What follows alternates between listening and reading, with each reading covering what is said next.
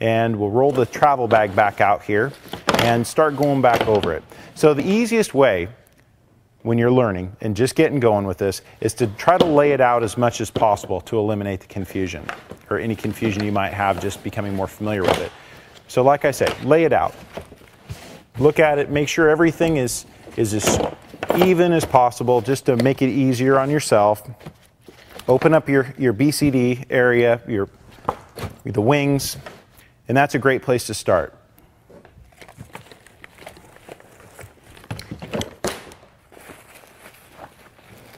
Okay. Grab your BCD, and what you obviously want to do is make sure all the air's out of it. The other thing is don't forget your dive knife. Make sure it's not in there because you'll get caught every time going through the x-ray, and then you're probably just asking for a little bit of extra attention.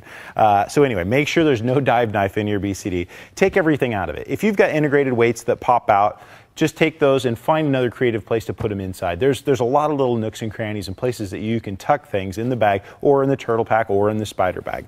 So what we're going to do is we're going to take the BCD and we're going to just lay it in. Now, the way I suggest and the way that works for everybody on our staff and for us is to take where the tank goes in the back of the BCD and put that towards the back of the bag. So you put that down and lay it and head up or head away from you. And then just start looking at how the bag naturally will lay. So this Eagle Ranger wants to lay pretty flat. We'll roll the cummerbunds in a little bit and then lay it in layer at a time. And it just kind of folds right in on itself. Wonderful BCD. Okay, so it compresses nicely, and like I say, the wings are completely deflated. There's not an ounce of air in here. You obviously would run into some problems if you didn't completely deflate your bag. Now, on the wings, they're fully adjustable. So start off a little bit loose and just make the connections. Just get them connected, and then we'll compress it here in just a second when we get everything a little bit closer so you're not fighting the bag as you go.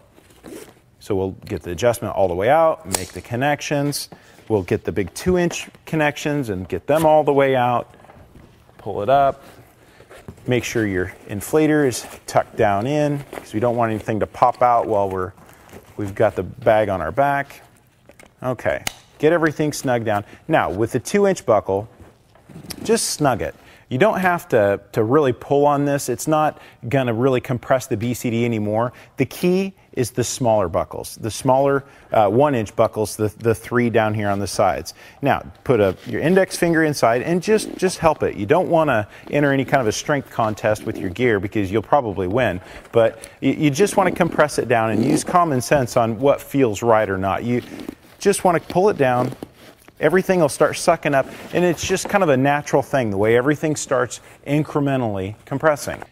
Now that your BCD is securely in your travel bag, let's move over and put some of the soft goods in. Now, keep in mind, when you start loading up the mesh compartment, that you want to get it evenly, the back part of it evenly in there, because that's what's going to be your backpack portion. So you really want to pay attention to how you put it in. You don't want to have a big lump or the heel of your boot right in the middle of your back because you don't want to start repacking this thing. So like I say, the first couple times you put this together, you may kind of evolve the procedure and how you put this all together, but just start off with that in mind. So what we'll do is we'll grab the wetsuit here.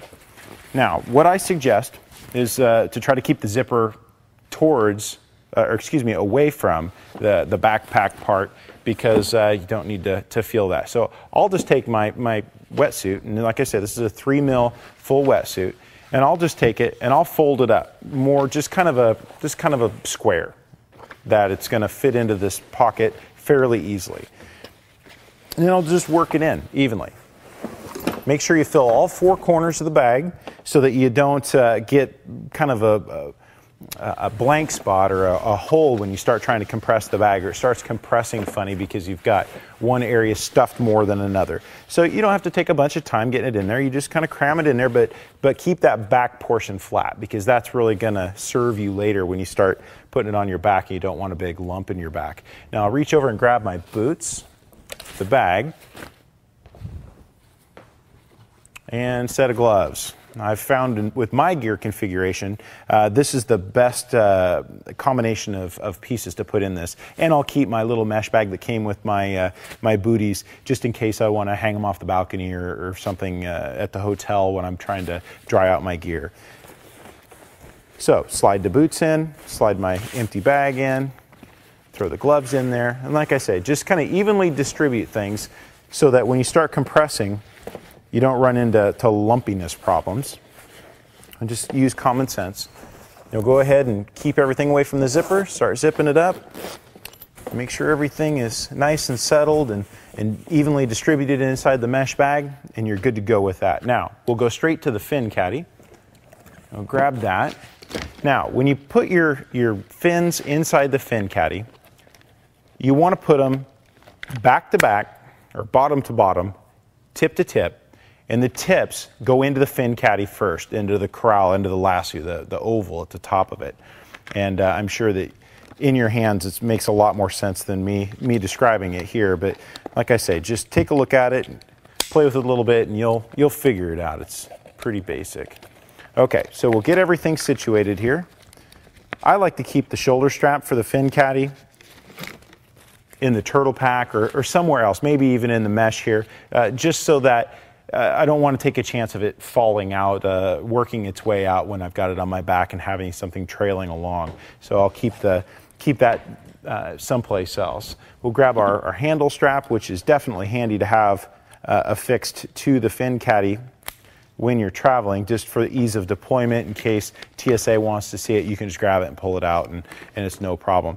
Now, as you put the fin caddy into its area here in the travel bag, every configuration is unique. You're going to have to, everybody's got different way that they have their hoses arranged, and some people have computers, some people don't, integrated air. Whatever your situation is, you're just going to have to figure out exactly how things are going to nest in here with all these lumpy, chunky pieces, and with the main premise to protect the life support. Okay, so what we're going to do is we're going to take the tip of the fins and we're going to put it into the little triangle pocket here at the bottom. So we'll kind of get the life support out of the way here, and we'll just slide it right in here. Tuck the handle out of the way, and we'll slide it in, good and firm, fin tips all the way down to the bottom of the triangle. Pull the flap up, give it a little bit of a push in this way to try to get everything to move down into the bottom corner, just so we're going to have a good strong surface to roll with here. We're about ready to roll everything up here. So we'll situate and nest all the life support, and like I say, you'll find your own happy space, if you will, for all your gear. You can cheat the fins to the side a little bit towards the edge if you need to create a little bit of space in the middle, no problem. Whatever works for you. You just want to make sure that when you roll it, you don't have a hard piece like a computer or something sticking out the side, and it makes it lumpy and hard to compress, but you'll figure that out. Every situation is unique. So we'll go ahead, take the adjustment out of the 2-inch buckle here, and we'll clip it up, and we'll give this a little bit more of a firm tug because we've got more rigid pieces in here.